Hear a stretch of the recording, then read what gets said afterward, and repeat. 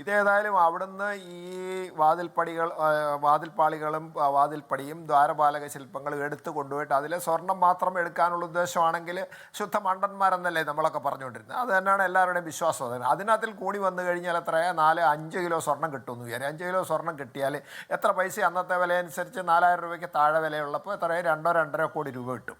ഈ 2.5 കോടി രൂപ എല്ലാവരും കൂടെ വീതിച്ചെടുത്ത് കഴിഞ്ഞാൽ ഈ കൊള്ളക്കാർക്കെല്ലാം കൂടെ എന്ത് ഉണ്ടാവും? ചായ കുടിക്കാനുള്ള പൈസ കിട്ടുമോ? അപ്പോൾ അതുകൊണ്ട് അതല്ല, ഇവിടെ വ്യാപകമായ രീതിയിൽ ഈ പുരാവസ്തുക്കൾ, പ്രത്യേക ദൈവിക സ്പർശമുള്ള പുരാവസ്തുക്കൾക്ക് സാധാരണ പുരാവസ്തുവിൻ്റെ 10 മടങ്ങ് അല്ലെങ്കിൽ 100 ഇരട്ടി വിലയാണ് മറ്റ് രാജ്യങ്ങളിലൊക്കെ കിട്ടുന്നത്. ഇപ്പോൾ ഒരു ചെറിയ വിഗ്രഹം ഇവിടെ കൽക്കട്ട ഓസ്ട്രേലിയയെ കൊണ്ട് വിറ്റത് തന്നെ എത്രയാണെന്ന് പറഞ്ഞു കഴിഞ്ഞാൽ കോടാനുയാണ്ട് 100 കോടി രൂപയ്ക്കോളം അത് വിറ്റിരിക്കുന്നത്. അപ്പോൾ അതനുസരിച്ചിട്ട് ഈ ഓരോ സാധനങ്ങൾക്കും മൂല്യം വളരെ കൂടുതലാണ്. അതായത് ഭക്തിസാന്ദ്രമായ ഒരു ഭക്തിയുടെ മൂല്യമാണ്, ഒരു ക്ഷേത്രത്തിൻ്റെ സ്വത്താണ്, ഒരു പുരാവസ്തുവാണ് എന്നുള്ള രീതിയിലല്ലേ കൊടുക്കുന്നത്. അതിപ്പോൾ അങ്ങനെ തന്നെ കൊണ്ടുപോകാതിരുന്നാൽ അതിന് വിലയില്ല. അതിന് ഈ മോഷ്ടിച്ചാൽ അല്ലെ ഇവിടുന്ന് എടുത്തു കൊണ്ടുപോയി കൊള്ള നടത്തിയ ആളുകൾ മണ്ടന്മാരായി പോകുമെന്നല്ലേ നമ്മൾ വരിക. അതായത് അങ്ങനെയുള്ള മണ്ടന്മാരല്ലല്ലോ ഇവർ.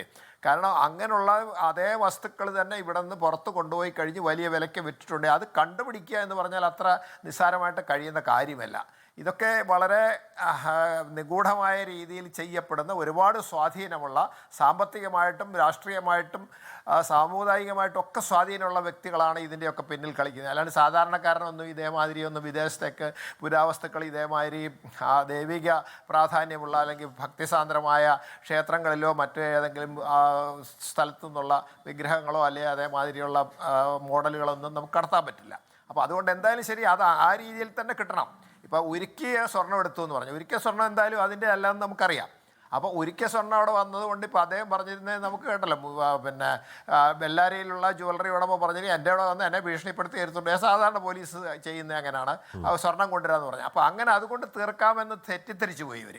ആ തെറ്റിദ്ധാരണയ്ക്ക് അപ്പുറത്തേക്ക് ഈ സ്വർണ്ണം നമുക്കറിയാൻ കഴിയുന്നത് ഇപ്പോൾ ശാസ്ത്രീയ പരിശോധന ഉണ്ടല്ലോ. ശാസ്ത്രീയ പരിശോധനയിൽ ഈ ആ റൊദ്ദത്തിൽ നിന്നെടുത്ത സ്വർണം പരിശോധനയ്ക്ക് പോലും കൊടുത്തിട്ടില്ല. SIT അതിനെ അങ്ങനെ മുഖവിലേക്ക് എടുത്തിട്ട് പോലുമില്ല. ഏതാ ഇതാണ് ആ സ്വർണം എന്ന രീതിയിൽ ആലോചിച്ചിട്ട് പോലുമില്ല SIT. അല്ല, അത് ചെയ്യണമല്ലോ.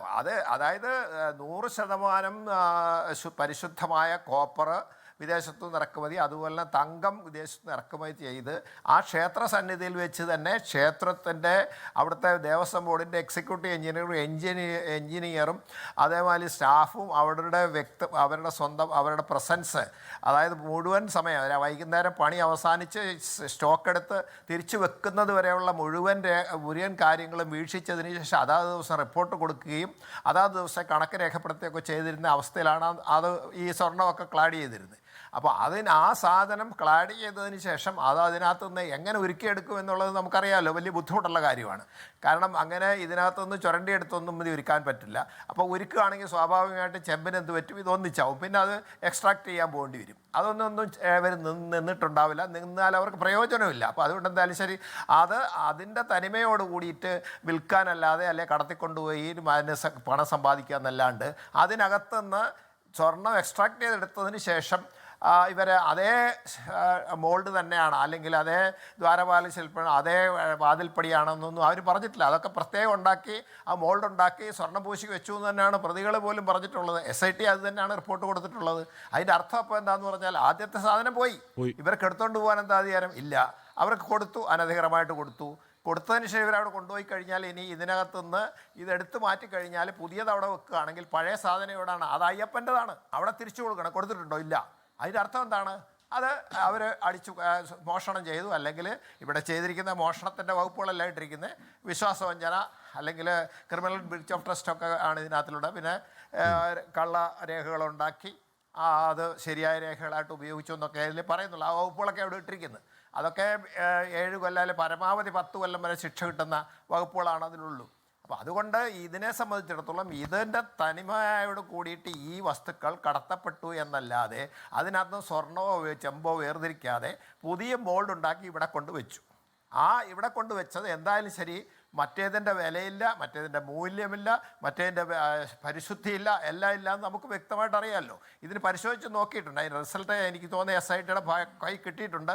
ഈ എത്ര ക്യാരറ്റാണ് അവിടെ ഇപ്പോൾ പൂശിയിരിക്കുന്നതെന്നൊക്കെ കിട്ടിയിട്ടുണ്ട്, എത്ര സ്വർണ്ണമുണ്ട് ഏകദേശം ഓടിയിരുന്നു. പിന്നെ ഇപ്പോൾ ISROയെ സംബന്ധിച്ച് അവരെ ഇപ്പം വളരെ ശാസ്ത്രീയമായ രീതിയിൽ അവർ സാറ്റലൈറ്റിൽ അവർ ഗവേഷണം നടക്കുന്ന മാതിരിയുള്ള ഇൻഫ്രാറെഡ് റേസ് അങ്ങനെയുള്ള പല റേസുകളുണ്ട്. അതിൻ്റെ സഹായത്തോടുകൂടി ഇതിൻ്റെ ലോഹത്തിൻ്റെ പ്രസൻസ് എത്രയാണെന്ന്, ഏത് ലോഹമാണ്, എത്രമാത്രം അവിടെ അതിൻ്റെ പിന്നെ വെയിറ്റ് ഉണ്ട് എന്നൊക്കെ അസസ് ചെയ്യുന്ന ഒരു സെർച്ച് ചെയ്യാൻ വേണ്ടി കോടതി പറഞ്ഞിട്ടുണ്ട്. അതിന് നടപടി സ്വീകരിച്ചു വരുന്നു എന്നാണ് നമ്മൾ മനസ്സിലാക്കുന്നത്.